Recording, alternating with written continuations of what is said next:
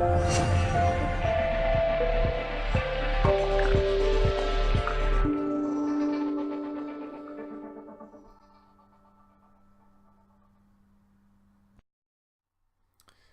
guys, thank you very much for tuning in and watching and listening to my hopefully quick presentation on why most people I come across as a personal trainer need to eat more and not less to lose weight. So most people need to eat more to weigh less. My name's Garrick Murdy and I'm a personal trainer, and I actually call myself a body transformation coach because that's what I specialize in, that's what I enjoy, because the people that I coach and come across on a daily basis, that's their goals as well. So the reason in my experience that most people join the gym is because they're trying to lose body fat, shape up or tone a specific part of the body. Very few people that I meet are actually training for a specific sport or fitness based regime. So misconception that most people have when they start a new regime is that they're relying quite a lot or they set themselves a goals via what the scales say. So a lot of people who join the gym or start a new regime, exercise regime, might say they want to lose 2 kilos, 4 kilos, a stone, 2 stone, whatever it is. However, when I ask people's goals, why they think they want to lose weight, is because they want to fit into a new pair of jeans, a dress, and more of a goal like that rather than the scale say. So the only people who should be paying attention to their weight, in my opinion, are people like boxers and jockeys. So clothes are designed to fit your body shape, not your body weight. So who cares what the scales say? So what are your options? What can you do to lose weight? And what do most people do? You can eat less and you can exercise more. So if that were the case, my job would be easy. I just get all my clients to fast or run ultra marathons. That's all they need to do. But clearly, it is quite as easy as that. So what I want to see if I can do today, I want to see if I can challenge your beliefs on weight loss. So the reason why a lot of people believe this is because they're still thinking that to lose weight, it's all about calories in versus calories out. So people think that if you need to lose weight, or they want to lose weight or body fat, that need to eat less and exercise more. And that is not always the case. So let's give you a quick example of animals. For example, in the wild, if there's an abundance of food, for example, badgers don't get fat when there's abundance of food, we get more badgers. So how the animals they regulate their body weight, their shape and their size. They don't have exercise classes. Badgers don't have access to calorie counting, gyms, science, technology, and yet you don't see obese badgers or any other animal for that matter malnourished or severely overweight. However, humans, the clever species on this planet, we're the only or the few species that managed to muck this up for ourselves. So, which is more important? I would always argue nutrition is more important than exercise when regards to fat loss. And hopefully I'm going to explain why that is. So here's my argument for why nutrition is more important than exercise. So if you are new to exercise, then you may be exercising 2 to 3 times a week. If you're already committed, you call yourself a exercise intermediate or an advanced exerciser, then you may be exercising up to 5 times a week. Now, how many times a week do you eat? Hopefully at least breakfast, lunch and dinner. So if you're eating 3 times a day, that means you're obviously exercising 21 times a week. So whether your goal is weight loss, sculpting, toning, building muscle, whatever your goal is, realistically, you should be eating 4 times a day minimum. And hopefully you'll find out later why this is the case as we go on. So this means that potentially you're eating at least 28 times a week. So if you're eating 3 times a day, that's 21. Hopefully you should be eating a minimum of 4 times a day. For me, I'm eating 4 to 5 times a day. So for me, I'm eating between 28 and 35 times a week. And I'm only exercising, for me, 4 to 5, never any more than 5. So which do you do more often? Eating. So in my opinion, what is more important? The eating. So irrelevant of your body goal again, if I can change and influence the 28, 35 times a week, or even hopefully not, at least the 21 times a week you're eating, then this will have a far bigger impact on your health, body shape, irrelevant of what your goal is. And this is what separates my services from other trainers. I focus primarily on that look good approach, and this is the reason 90% of the people that I see and meet in the gym join the gym in the first place. And like I said a second ago, that if I can change and influence the 35 times a week you eat, then this will have a far bigger impact on the shape of your body, health, and even fitness, rather than solely focusing on the 3 to 4 times a week in the gym you're exercising. I help people who are spending hours exercising and don't seem to be getting anywhere.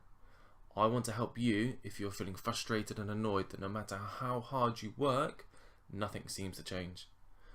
Do you struggle with motivation, lack of time, and don't know where to turn next? I'd like to give you a quick taste on how you can improve your health, shape and body without spending 7 hours in the week exercising, just by paying a little bit more attention to your food and lifestyle. So, if you are focused but confused on the next step to take, I can help. I specialise in helping people struggle with the previous. So, let's get down to some nitty gritty. This is why, for me, most people need to eat more to weigh less.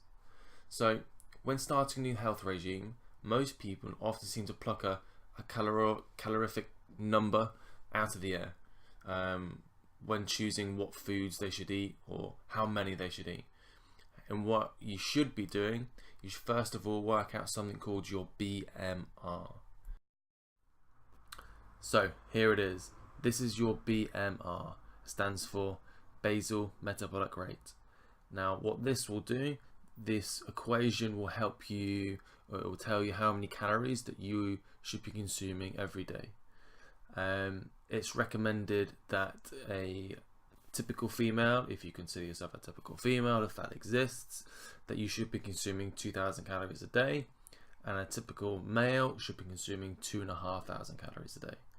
But clearly, for me, it's quite obvious that nobody looks the same on the outside, therefore nobody works the same on the inside, and absolutely every single person works a completely different job, lifestyle, so their caloric intake should be different and individual. So this is the equation. So this is why a lot of people put a lot of stress on the body, because nobody has ever sat down and worked out how many calories their body needs in the first place for them to really work out how many calories they need to be deficient by. There are lots of BMR calculators you can find online, or lots of or there are a few other equations that you can do. This just seems to be the one that I favour and I use the most, and I find it pretty good and pretty accurate for me and my clients. So once you've worked out your BMR, worked out how many calories your body needs, what you'll then do, you then multiply this number by your activity level, depending on how active you are. So if you are a sedentary person, however, who comes to the gym, let's say 2 to 3 times a week, or a mildly sedentary person, I probably should say, then you want to be multiplying that number that you had before by 1.3. A moderate person would be someone who's exercising 3 to 4 times a week, maybe up to 5. You then multiply that number by 1.5. 1.7 is for somebody who works a very labour intensive job, so a bricklayer or scaffolder, for example. and who is active as well in the gym. An extreme level 1.9. This is someone who is probably more likely to be an athlete. People who are training up to twice a day, really.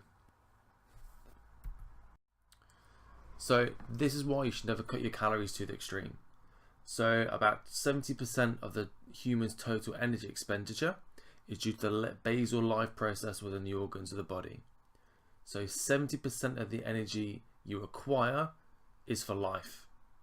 So this is just for you to survive and just for you to tick over as a human being. So this is just you stuck the key in ignition, turned the key, and you haven't even pulled away. So the most caloric thing, or where your body sends most of its calories, is towards your liver. So approximately 27% of your calories are going to go towards your liver, 19% towards your brain, your organs are going to take 19%, 18% towards your muscle, 10% towards your kidneys, and just 7% towards the heart. So here is the equation. Here's my BMR. So my BMR is 2021. So for me, without even moving, without doing any exercise at all, my body needs 2021 calories. So this means that my liver needs approximately 546 calories a day. Just my liver, okay? And this will become even more important as we go later on through the slideshow. So obviously with my activity level, I'm a very active person. I live approximately 5 miles from the gym from where I work, and it's a 10-mile round trip. So I'm cycling approximately 80, maybe 90 miles a week on top of my active lifestyle, my active job, plus the training that I do as well. So I've multiplied my BMI by 1.7, and that's going to give me a caloric goal of 3,435. So what will happen if I don't hit that 3,435 calories? That'll mean that my liver won't work properly. And that'll become, again, like I said a second ago, that'll become important later on. So if my liver doesn't work properly, that means my brain won't work properly, my organs won't work properly. That means I potentially, my body will start to fail and struggle from the inside out. So if you consider yourself an average or typical female, like we said before, then it's recommended that you should be consuming approximately 2,000 calories a day. So it wouldn't be a bad idea, in my opinion, to break down those 2,000 calories into 4 meals. So that saves you having to eat a hell of a lot of calories for your last meal in the evening, or 8-9 o'clock before you go to bed. So if you're eating breakfast, lunch and dinner, like we just said, breaking them up to 500 calories would be a really good and really convenient way to do this. So let's say you're going to have a healthy breakfast. Now some people would call a healthy breakfast special case cereal and skimmed milk. This, if you would have the special case cereal with skimmed milk, this would give you approximately 170 calories. So imagine now we had that 500 caloric goal for breakfast. So this will mean that even before you've left the house, your body's deficient by approximately 330 calories. So this is why for me, it's no surprise by 10:30 that most people are hungry, tired, lethargic, grumpy, can't concentrate, because they haven't given their body the calories it needs at the moment. So this is why, again, a lot of people by 10:30 need that extra cup of coffee. They crave that chocolate. They might be craving foods that are high in sugar to get them that sugar or caffeine fix to get them through to lunchtime. However, if you eat a breakfast with a bit more substance to it, and you gave your body the calories it wanted in the first place, then maybe you wouldn't be feeling as tired, grumpy, lethargic in the first place. So once you see and realize this, you will soon understand how ridiculous and dangerous some of these low calorie or fasting diets are, in my opinion anyway. So how detrimental and damaging the effects they can have on your health, by consciously or unconsciously eating low calorie for long periods of time. So by eating low calorie for years, it's going to put an enormous amount of stress on the body without you even realizing it. So this is something I would highly recommend that everybody does, is go away, work out your BMR, whether you pinch the equation that I have on the previous video, go back and find it, pause the video and work out yours, or whether you use a different method.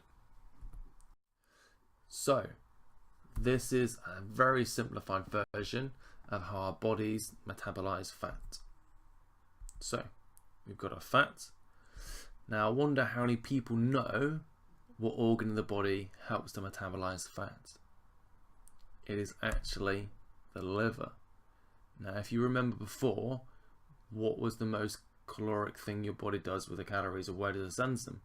It sends them towards the liver. So if your liver is doing its job properly, your liver will convert that fat to sugar to give us energy to fuel our muscles. Great, fantastic. However, if you are underfeeding your liver, if your liver can't do its job properly, by you eating low quality foods, poor quality foods, what will happen, your liver is kind of like the Brita filter for the blood. It filters all the bad and nasty stuff out of there for you. So if your liver can't do its job, it's kind of going to get clogged up. It's not going to do its job properly. And then what happens, sometimes the blood can get, I don't quite want to use the word toxic, but you have something called the lymphatic system, and the lymphatic system can get full up of kind of bad and nasty stuff. And then with your lymphatic system, you have things called your lymphatic nodes, and they're located here on the body. So you have underneath the chin, underneath the armpits, the stomach, and in between the legs. Now if you look, these are most common areas for where most people would like to lose weight. So with your blood not feeling very well, or your liver not doing its job properly, you have kind of, again, don't quite like to use the word toxins, but what will happen is the toxins will go and attach or attack the nearest fat cell. You might think fantastic, you might think great. However, your body does the same thing to protect itself as if you were to sprain your ankle. So what happens when you sprain your ankle? It swells up to protect it, so you can't move it and damage it any further. Your fat does the same thing. So it protects itself with a layer of water. So not only have you got that fat to get rid of now, you've got that water to try and get rid of, and that's why a lot of people have or can have water retention as well. But if you allowed your body to do its job in the first place, then this cycle would happen very quickly. Well, not quickly, this system would happen very efficiently, I should say. So what should you be eating? For me, you should be eating the basics, and you should be eating the essential food. So for example, protein. Protein should be one of your main focuses if you're after fat loss and increasing your lean body mass. Now, depending on how active you are, or whether you're male or female, and your age, you should be consuming approximately 1.2 to 2 grams of protein per kilo of body weight. There are a few things that will influence this, like I said a second ago. So I would highly recommend that you go and speak to a local expert to find roughly how many grams of protein that you should be eating for your goal and your body. So the building blocks of proteins are things called amino acids. We have essential amino acids and non-essential amino acids. So the reason these essential amino acids are essential is because your body can't synthesize them itself. You need to get them from external sources. You need to get them from your diet. A lot of people know as well that within fats, we have essential fatty acids and non-essential fatty acids. So your essential fatty acids, your omega-3s and 6s, and the reason it's essential for that same reason as those amino acids before with the protein, that our body cannot synthesize them itself. We need to get them from external sources. Also within fats, there are vitamins and minerals that our body needs from fat soluble vitamins. So we've got vitamin A, D, E and K. So unless you have fat in your diet, you'll also be deficient in those vitamins as well. So a lot of people in my experience who come and see me who have a diet that's low in protein, they often tend to have a diet that's quite low in fat as well. Because in nature, within the wild, if you're eating whole foods or single ingredient foods, then there's very rarely that fat exists without protein. The majority of the time they come together. So here's some important roles of fat soluble vitamins. So some of the roles that vitamin A, D, E and K supply to the body. So they help in the production of steroid hormones and adrenal hormones. They can help with fertility problems. They play a vital role in building bone. They stimulate gastric juices for protein digestion. They help produce rich blood. They can help protect against degenerative damage. Crikey, I can't say that one today. They play an important role for calcium and phosphorus absorption. They appear to protect against cancer and multiple sclerosis. They can help with tissue repair and healing. They help slow down with anti-aging. They play an important role in blood clotting. They're a powerful antioxidant, and they improve blood circulation as well. So these are very important functions in the body that if you're deficient in fat, or if you're deficient in vitamin A, D, E and K I should say, that your body isn't going to be able to do these functions as efficiently as it could do. So let's give you a real world example, because a lot of people I speak to say yes, they eat a lot of protein in the diet, but actually when I break it down for them, they realise they're eating very little. So here we have Sue. So Sue is in already very good shape. She is an active, busy woman, and she's trying to lose some extra body fat for an upcoming holiday. She currently weighs 70 kilos, so I may multiply her body weight by 1.4. And if I were to do that, this will give her a target of 98 grams of protein a day. So to keep this simple, let's round up to 100 grams a day. So here might be her hypothetical day. Let's say Sue had 3 large eggs for breakfast. Let's say she had a whole tin of tuna for lunch, whether she had it in a sandwich, jacket potato, a salad, whatever she wanted to have it with. And for dinner, let's say she had a chicken breast with whatever she wanted to have it with. So within 3 eggs, you have approximately 3 large eggs, you have approximately 25 grams of protein. In a whole tin of tuna, you have approximately 30, so that's going to bring our total for 55 for the day. Then an average chicken breast, you have approximately 30, sometimes 35, depending how big it is. So that was going to bring Sue's daily goal up to 85 grams for the day. So even if Sue was to eat those 3 eggs for breakfast, a whole tin of tuna for lunch, and a whole chicken breast for dinner, this is still going to make Sue under her daily goal by 15 grams. Now, have a quick think. Does your day look anything like that at all? And kind of just to put it in perspective to you, that 100 grams of protein isn't some crazy radical number. I previously trained not too long ago 2 young ladies, approximately 20 years old. I set them a daily goal of 130 and 140 grams of protein a day. So that 100 grams of protein that we've set Sue there isn't a ludicrous number. For me, as a male, my goal, I'm aiming for as close to 200 grams for me as possible. So if you're not even hitting that 100 gram marker for your protein, then that's something I would highly recommend you start to work on. So we'll pop down to carbohydrates. Now with carbohydrates are broken down into simple and complex. Carbohydrates do play very important roles in the body.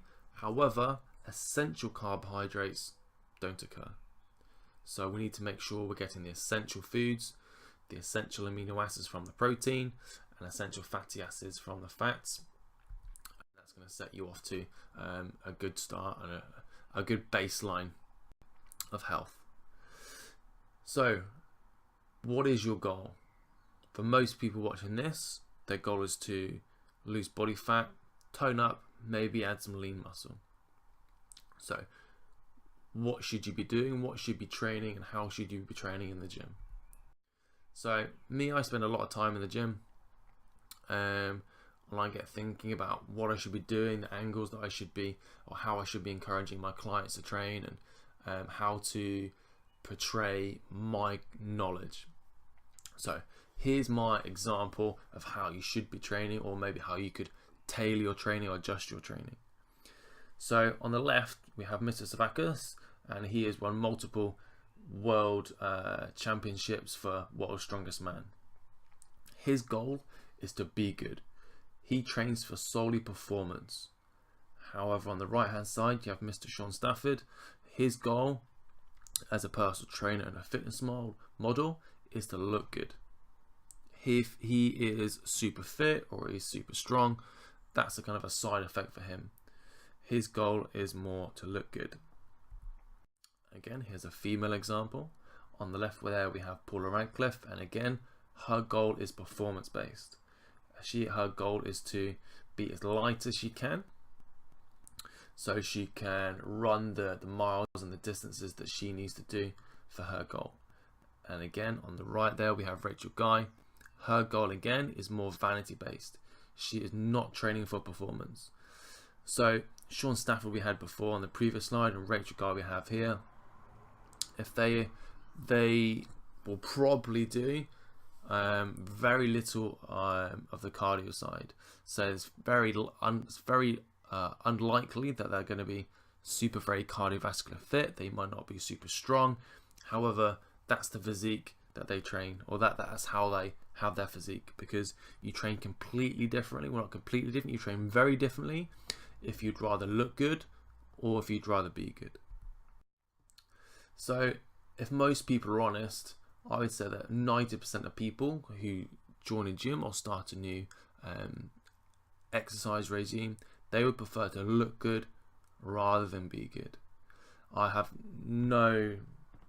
not against anybody who would rather be good than look good at all. But I think if most people are honest, that I meet anyway in my environment within the gym, that is their goal. So if this is your goal, if you would rather look good, if you're aiming for the more vanity side of it, if you're strolling down the beach on your upcoming holiday, then nobody can really tell that you can run, I don't know, 5 miles in 25 minutes, or that you can do 3 spin classes back to back. A lot of people focus the exercise regime too much on the cardiovascular side of it, and what this does, this improves your fitness, which makes you very efficient cardiovascular. So it makes your body and your heart very efficient at pumping blood and oxygen nutrients around the body, beg your pardon. However, it's not optimal, or you could make your time much more proactive within the gym doing other things. It's not great for fat loss or burning fat. So reminding you again one more time, if you have chosen or your goal to look good, this means you aren't training for a specific sport. So if your goal is to look good, that means you're not training for a marathon, tennis, you're not doing CrossFit or athletics. If you are currently doing a specific sport, then you should be focusing on performance, not how good your abs are and not how toned your arms are. That is your performance. However, again, if your goal is to improve your health, shape your body and your body composition, then you should be training differently from these guys above. To lose body fat or tone specific areas requires you to train differently. I can't stress that enough. So the best and most effective way to do this is with resistance-based exercises. So with dumbbells, barbells, free weights, TRX, machines, or even bodyweight exercises. A reason why this is important, especially for people who don't eat a lot of protein. If you don't have a lot of protein within your diet, and you do too much activity, too much exercise, your body will become what's called catabolic, which means your body will start to break down muscle for fuel to keep you running, keeping you active. Hence, that's why Paula Radcliffe has the look that she has, because of the amount of exercise that she does. It's very difficult to keep and maintain a lot of muscle mass, so her body burns away that muscle to keep as much energy as she can throughout the day. So which is why a lot of people who do too much cardio based exercises tend to be very fit, but also unfortunately tend to be very wobbly at the same time as well. So here is another reason why you should maybe potentially change your training style, or the books that you're reading, or the magazines that you're reading, or the websites that you should be looking at as well. As a personal trainer, I sometimes have late clients, or clients that don't turn up, so I have quite a bit of time to myself sometimes. So I thought, what would happen if someone came to me and said that they'd like to look like a sumo wrestler, or they'd like to be a sumo wrestler? And I thought, geez, what the hell would I have to do to make someone look like that? So I went away and did some research, because obviously, again, most of the people who come and see me for help and advice, their goal is to look pretty much the opposite of what a sumo wrestler looks like. So if I can work out what sumo wrestlers do, I want to make sure my clients are doing the complete opposite of what they're doing, because sumo wrestlers are clearly the biggest people and the fattest people as human beings that are getting at that shape and size. So you want to do the opposite of what they do. On the flip side, the best people as human beings on the planet who are very good at creating lean bodies and having very low body fat percentages are people like bodybuilders and fitness models. You might not want to look exactly like these guys, but these guys clearly know how to lose body fat and create lean bodies. So my recommendation is to go and research what sumo wrestlers do, to the opposite of what they do. Then go and have a look and follow and read and research what bodybuilders do, doing what they do, but obviously not as extreme. So, in summary, my advice for most people is to go away and find an equation for your BMR to work out how many calories that you should be aiming for every single day. Now, it is very important that once you work out your BMR and then work out how many calories you're consuming a day, if you're vastly under that, so for example, if your BMR was to consume 2,000 calories a day and you're currently consuming 1,000, do not suddenly add 1,000 calories every single day onto what you're currently eating. Otherwise, you will gain weight to your body. If you find you're massively under your BMR, then I'd recommend adding maybe 50, maybe even 100 calories onto what you're currently eating at the moment to slowly increase your calories to where you can achieve your BMR in terms of calories without gaining weight. That should be your long-term goal. Now, for everybody, this is going to be completely different. It might take somebody 2 months, it might take someone 6 months, it might even take 18 months for people for their body to be able to handle the amount of calories that their body should be consuming every single day. You need to be at the point where you should be training. You need to train your insides just as you would train your outsides. Another thing to make sure is that to make sure you're getting the essentials, to make sure you're getting your essential amino acids from your proteins and your essential fatty acids from your fats as well. It's very important to understand that eating a very low calorie diet has a negative effect on your health, performance and body fat. And lastly, that if your goal is to attain a specific body shape, then make sure you're training for that. Make sure you're not training like Paula Radcliffe if your goal is not to look like Paula Radcliffe. So there we go, guys. I hope it's been useful. I hope it's been handy. And hopefully for you, if you go away and work at your BMR, that means you might be potentially eating less than what you should be, or you currently are doing, which means you get to eat more food, which for most people is amazing. I'm lucky enough that I get to eat 3,500 calories a day, and I get to look like this pretty much all year round. So it works for me, and it will work for you if you give it time. If you'd like to keep in touch or up to date with me, you can contact me via my website, discover-fitness.com. You can contact me via my Facebook page, which is facebook.com/GarrickPT. And I also have a Instagram page as well, which is @FitnessGarrick. So yeah, I will be adding more videos like this up in the future. If you have a specific topic that you'd like me to cover, then please get in touch. Thanks very much, guys, and I shall see you soon.